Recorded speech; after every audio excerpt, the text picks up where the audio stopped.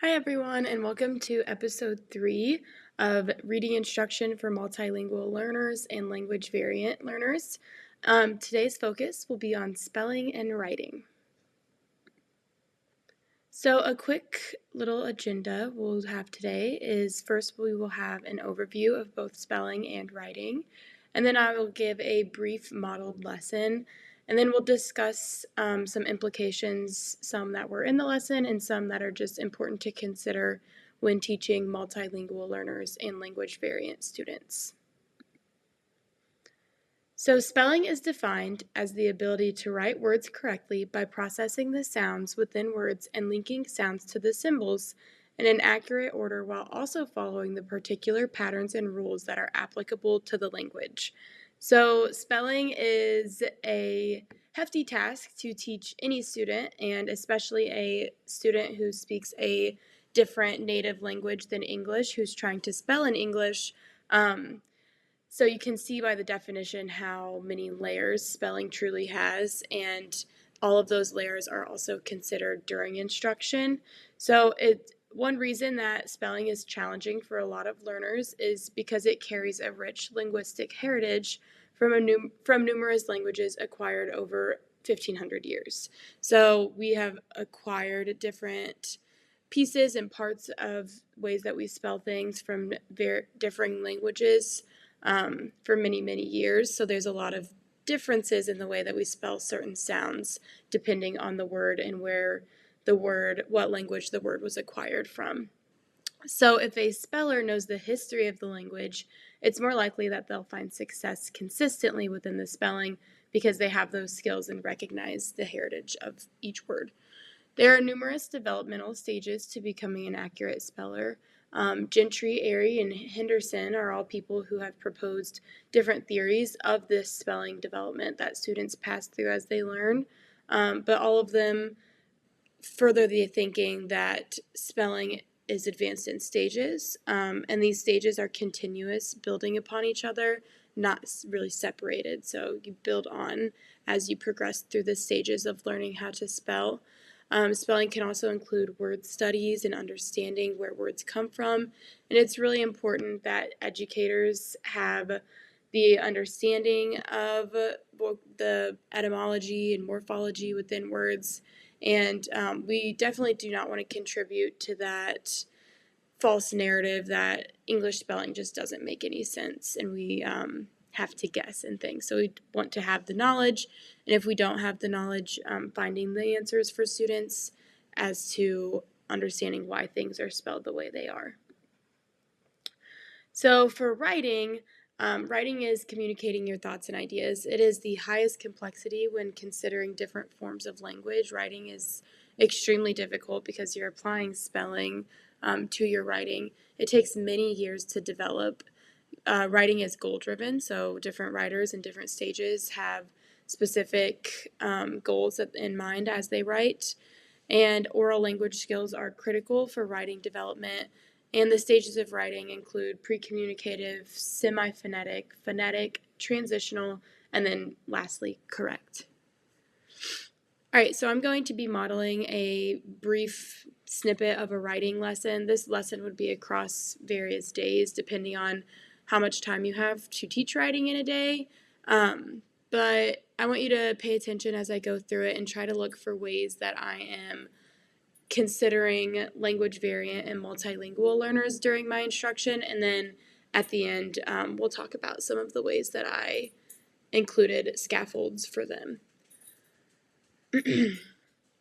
All right, class, now that we have completed some research and readings about Thanksgiving, we're going to practice writing about gratitude.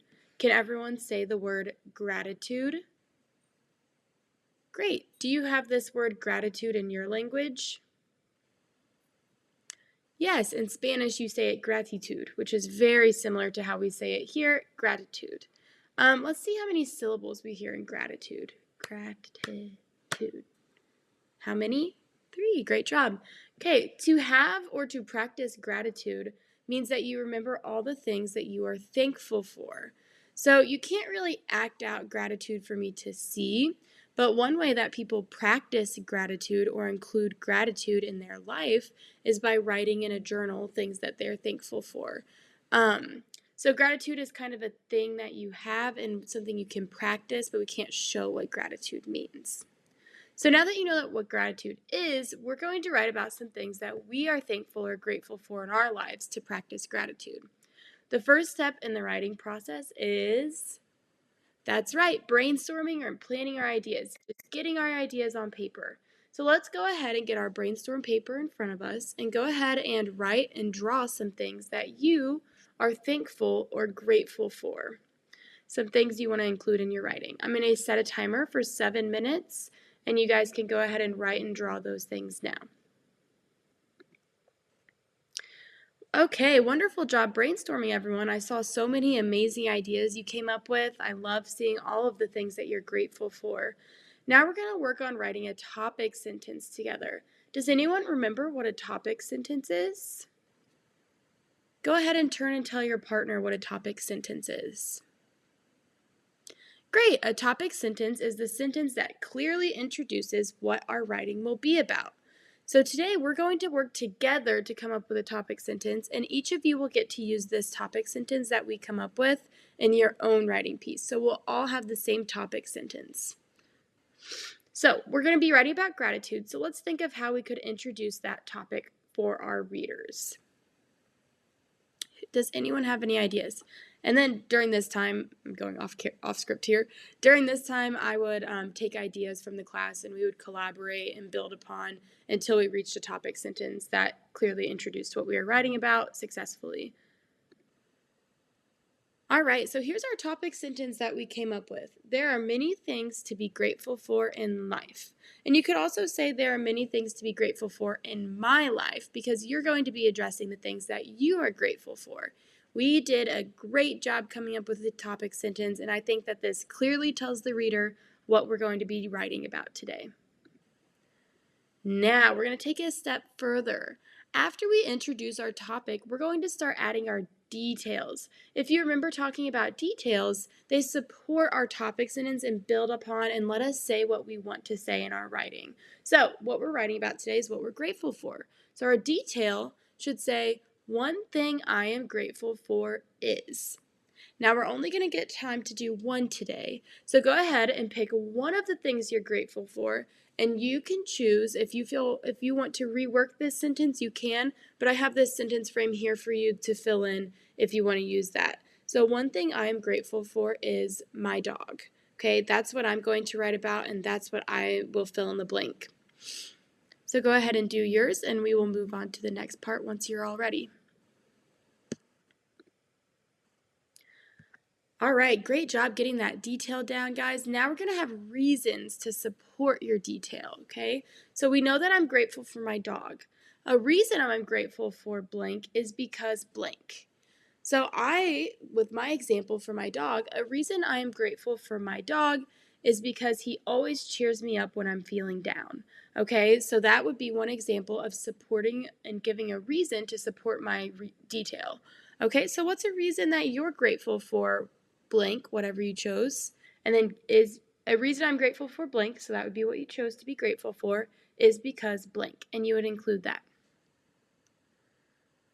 All right, wonderful job, boys and girls. We're going to go ahead and look over your writing so far today. You should have at least 3 sentences. You might have more.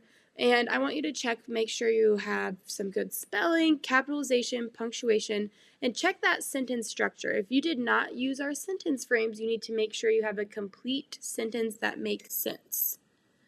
And then at this point, I would go around and give feedback as the writing progresses, just to make sure they're all on track and checking every single student's writing before we progress. So although my lesson this time wasn't really focused too much on spelling, I did want to go over a little bit of implications for spelling with multilingual and language variant learners. It is very common that due to translingual or the way that language variant students pronounce things, spelling will be differing, and they may have that transfer, and it might be what's considered a negative transfer where from one language to another, it's a differing sound. It's a same sound is spelled a different way, or they could be hearing a sound differently too. So we need to make sure that we're identifying the what is wrong and like where it falls into. So considering their home language or their language variation when looking at their spelling errors is extremely important.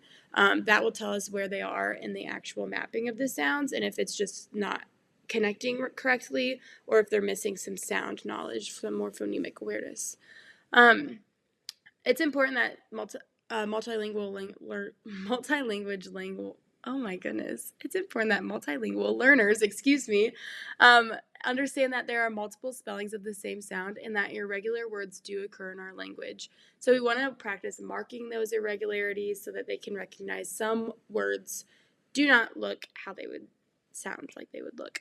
And then we want to apply immediate corrective feedback to spelling as soon as we see those mistakes. We want to fix them as quick as we can. Instruction should be based on these areas of needs, like I was talking about, analyzing the errors. And then we would want to make a journal for irregular words as a good practice for these students as well. For our writing, some things that you may have seen me do is discuss the writing process. So we did our brainstorm, and then I should have addressed more clearly, but then we were starting our rough draft. So being clear about the stages of writing and how they progress and build upon one another. And then we also want ongoing instruction with grammar and vocabulary. That's kind of why I built on gratitude. I wanted to incorporate that vocabulary piece. That's really important for our multilingual learners. SRSD stands for Self-Regulated Strategy Development, and it means that you're explicitly teaching writing strategies for different genres with built-in scaffolds and gradual release. Okay, so we want to make sure that we have those things like sentence frames and different so that we can build on what type of writing it is and they can start to conceptualize and understand that writing is structured in different ways depending on the genre. And then brainstorming concept mapping, I made sure to include that in my lesson too. It's important for them to get their ideas on paper. I also made the adjustment, whether it be through writing or drawing, the brainstorming is just getting ideas. And that's a really good adjustment for multilingual learners as well, to include that you can draw pictures if you want to. It kind of takes that weight off a little bit for the brainstorming piece. And then the writing task should be aligned with the oral language skills, meaning like if their oral language skills are still progressing and they're at very early stages, you wouldn't want to give them a super advanced writing task with all of this language in it because clearly from their oral language they wouldn't be ready for that yet. So you need to kind of use that as a gauge. And then one piece that I thought was really interesting was writing tasks should connect to their life. So that's why I was intentional about it's something that matters to them. It's about them. A lot of times, especially in elementary schools, we may give random silly writing tasks, which is of course we need fiction writing and things like that too, and kids love creative writing, but we really want to make sure that we're gauging it to be important so that they can build the understanding of like how we use writing and why writing matters. And then also, of course, another great scaffold that's really simple and efficient is sentence stems for students. They're still able to get their ideas across without having to bear the weight of sentence structure and how to form the sentences. And then I like to leave that as optional because some students may feel comfortable not using that and want to form their own sentences and push themselves as a writer. You know, that goes back to setting specific goals. So some of them may have the goals of writing their own sentences, while some of them are just not ready for that and they're still in this filling in the sentence stems, which is totally fine either way. It just makes the writing activity more accessible for all learners, which is what we want. So thank you guys so much for listening today. This is my reference slide, and I hope that you would be able to apply some of these practices to benefit not only language variant and multilingual learners, but all of the students in your classroom, giving them a chance to build on their writing and spelling knowledge. So thank you so much again. I hope you all have a great day.